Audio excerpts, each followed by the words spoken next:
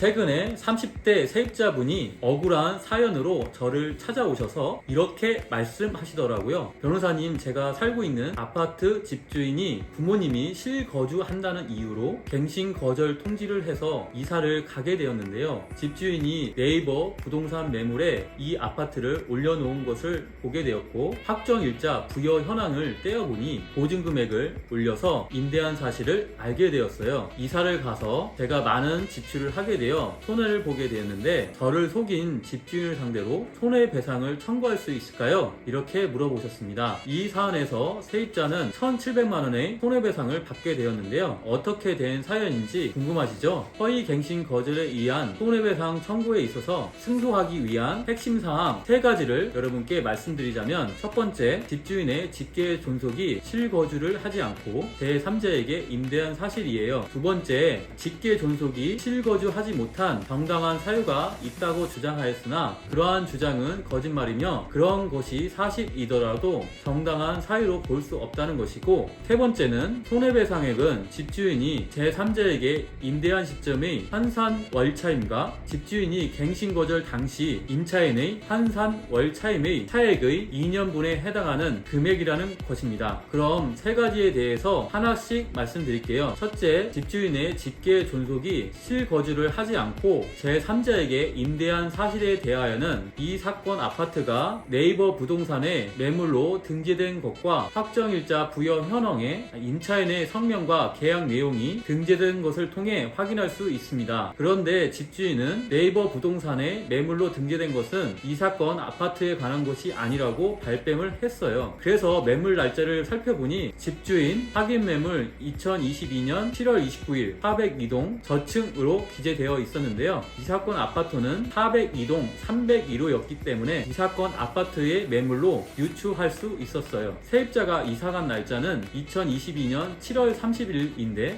집주인은 그 전날인 7월 29일에 매물로 올린 것이죠. 사실 집주인은 세입자가 보증금을 증액해 주는 것을 거부하자 세입자를 이 사건 아파트에서 내보내기 위해 세입자를 속이고 계약갱신 거절 통지를 한 후 그 즉시 이 사건 부동산을 매물로 내어놓고 제3자에게 임대한 것이었어요. 둘째, 집주인의 직계 존속이 실거주를 못한 정당한 사유가 있었는지에 대해서는 집주인은 의왕 소재지의 이 사건 아파트 외에 송도에 있는 아파트가 있었고요. 송도 아파트에 부모님과 함께 거주했다. 일시적 1세대 2주택 문제로 송도 아파트를 처분하면서 어머니가 2022년 8월 30일 이 사건 아파트에 입주를 하고 그 다음날 주민등록을 하였는데, 아버지가 인천 영수구에 재취업을 하게 되면서 2023년 11월 30일까지 근무를 하게 되었고, 이 사건 아파트에서 통근하는 것이 어렵게 되었다. 그러면서 어머니도 아버지와 합가를 하지 못하게 되는 상황이 되어 제3자에게 임대를 할 수밖에 없게 되었다는 것이었어요. 이에 대해서 저는 집주인의 말을 아래와 같은 사유로 믿기 어렵다고 주장했는데요. 하나는 네이버 부동산 매물 등록은 세입자가 퇴거하기 전인 2022년 7월 29일 이루어졌다는 것이고, 둘, 어머니가 이 사건 아파트에 입주하였다고 하나 세입자가 퇴거 이후에 전기, 수도 등 사용량을 보았을 때 이 집은 빈집이었던 것으로 보였습니다. 셋, 아버지의 근로계약 기간 시작일은 2023년 1월 19일로 제3자에게 임대한 시점에서 3개월이 지났습니다. 넷, 송도 아파트의 매매 계약일은 아버지의 근로계약 시작일로부터 약 2개월 후인 2023년 3월 6일입니다. 법원은 확정일자 부여일, 집주인 아버지의 근로계약일, 매매 계약일을 비교해 보았을 때 집주인의 주장을 믿기 어렵다고 판단하였어요. 게다가 저는 피고인의 주장이 사실이라고 하더라도 갱신을 거절할 정당한 사유라고 보기 어렵다고 변호해드렸는데요. 즉, 정당한 사유란 갱신 거절 당시 예측할 수 없었던 사정으로 제3자에게 임대할 수밖에 없는 불가피한 사유가 있을 때, 즉 예를 들면 실거주하려던 직계 존속이 사망하였거나 갑자기 해외 주재원으로 떠나게 되는 등 갱신 거절 당시 예측할 수 없었던 불가피한 사유를 의미하는 것이지, 집주인 아버지 스스로가 근로계약을 재연장함에 따른 단순한 사정 변경은 이에 해당하지 않는다고 변호해드렸어요. 셋째, 손해배상액은 얼마인지에 대한 계산 근거인데 1,740만원을 청구해서 전부 승소 판결을 받게 되었어요. 집주인이 제3자에게 임대하여 얻은 환산 월차인 183만 3,333원과 집주인의 세입자에 대한 갱신 거절 당시 기준 환산 월차인 110만 8,333 233원의 차액 72만 5천원의